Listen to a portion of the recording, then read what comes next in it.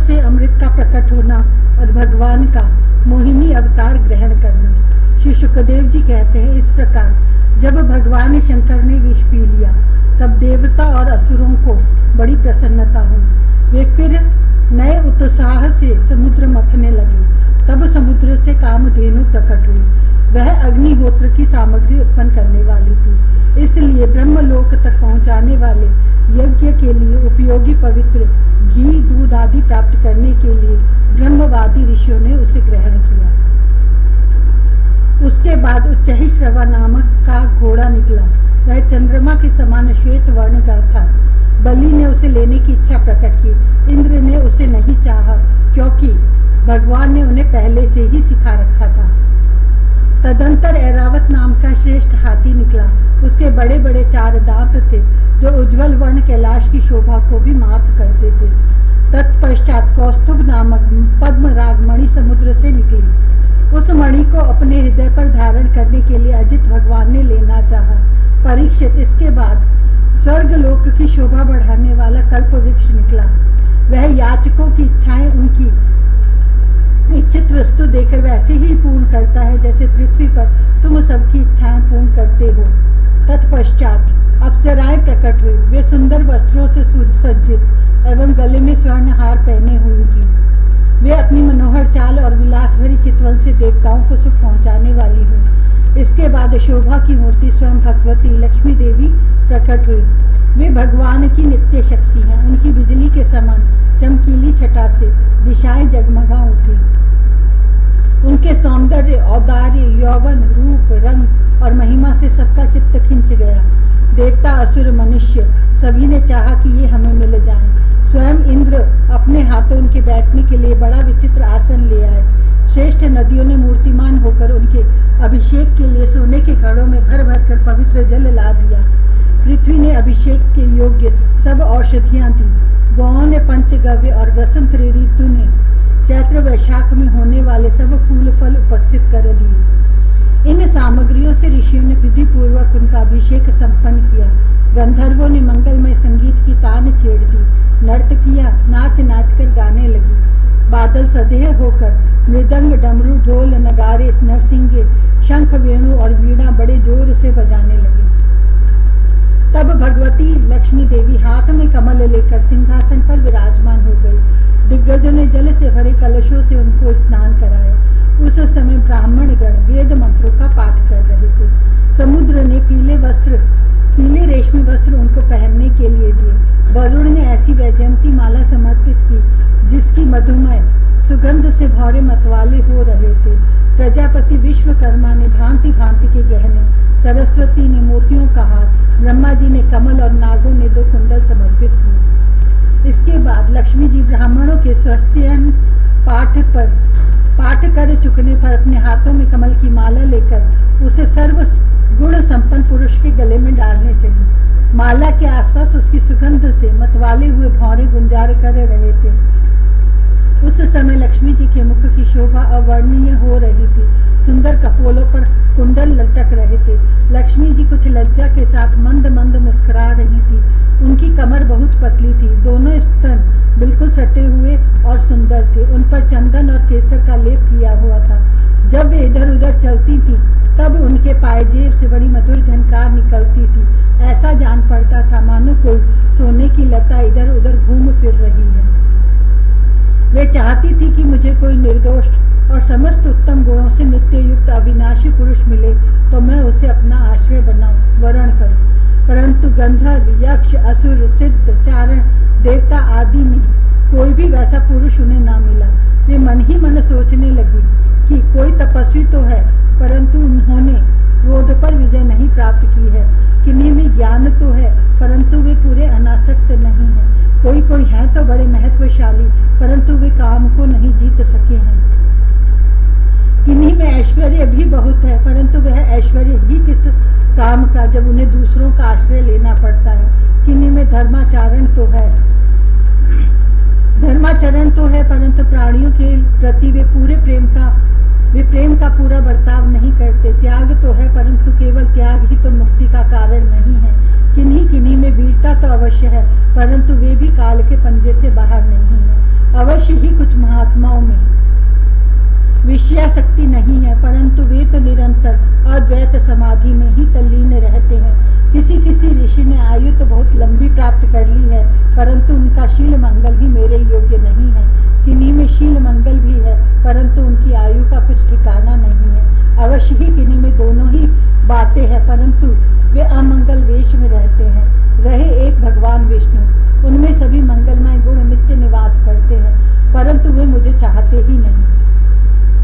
इस प्रकार सोच विचार कर अंत में श्री लक्ष्मी जी ने अपने चिर अभीष्ट भगवान को ही वर के रूप में चुना, क्योंकि उनमें समस्त सद्गुण नित्य निवास करते हैं।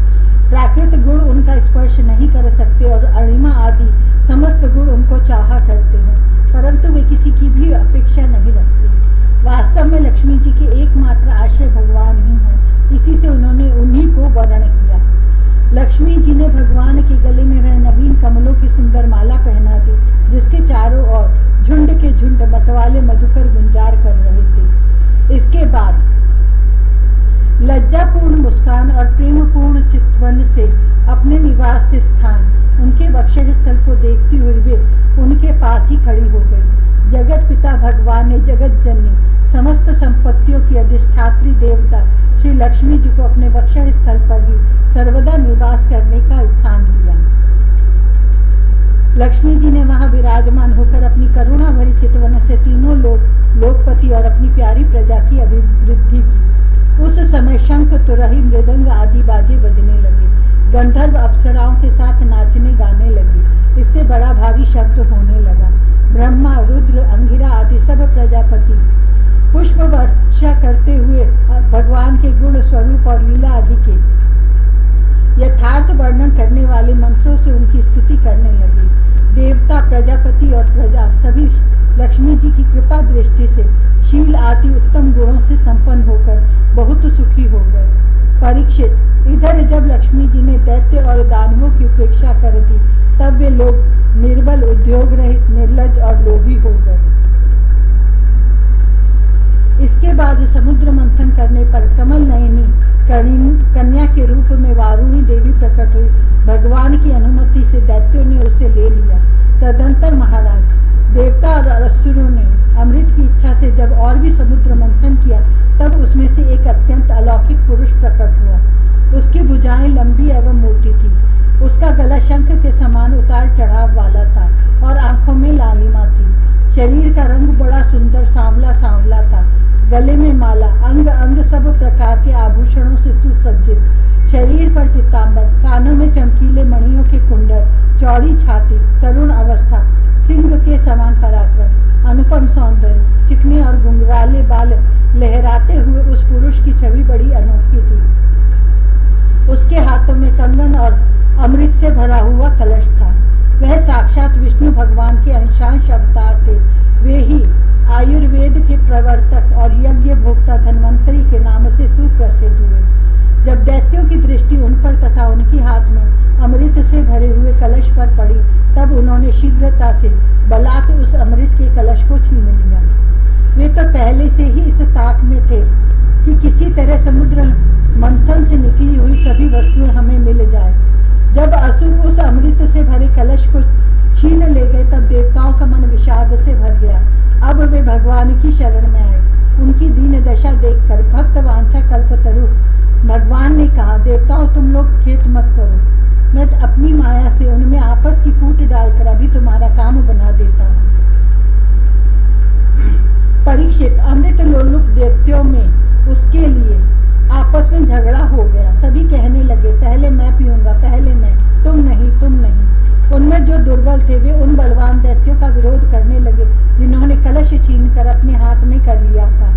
वे ईर्ष्यावश धर्म की दुहाई देकर उनको रोकने और बार बार कहने लगे कि भाई, देवताओं ने भी हमारे बराबर ही परिश्रम किया है, उनको भी यज्ञ भाग के समान इसका भाग मिलना ही चाहिए। यह सनातन धर्म है। इस प्रकार इधर दैत्यों में तू मैं हो रही थी और उधर सभी उपाय जानने वालों के स्वामी चतुर शिरोमणि भगवान ने अत्यंत अद्भुत और अवर्णनीय स्त्री का रूप धारण किया।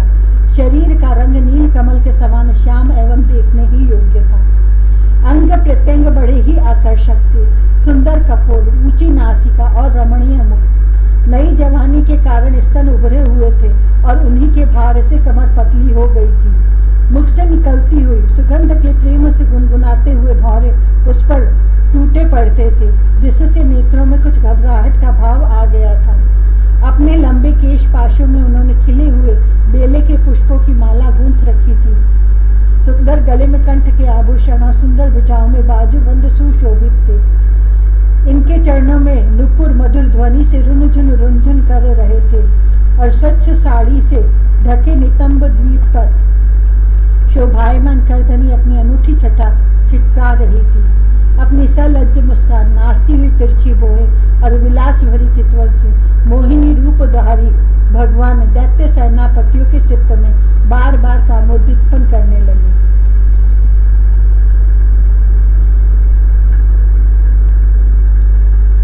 नवा अध्याय, मोहिनी रूप से भगवान के द्वारा अमृत बांटा जाना। श्री सुखदेव जी कहते, परीक्षित, असुर आपस में सद्भाव और प्रेम को छोड़कर एक दूसरे की निंदा कर रहे थे और डाकू की तरह एक दूसरे के हाथ से अमृत का कलश छीन रहे थे। इसी बीच में उन्होंने देखा कि एक बड़ी सुंदरी स्त्री उनकी ओर चली आ रही है। वे सोचने लगे, कैसा अनुपम सौंदर्य है, शरीर में से कितनी अद्भुत छटा छिटक रही है।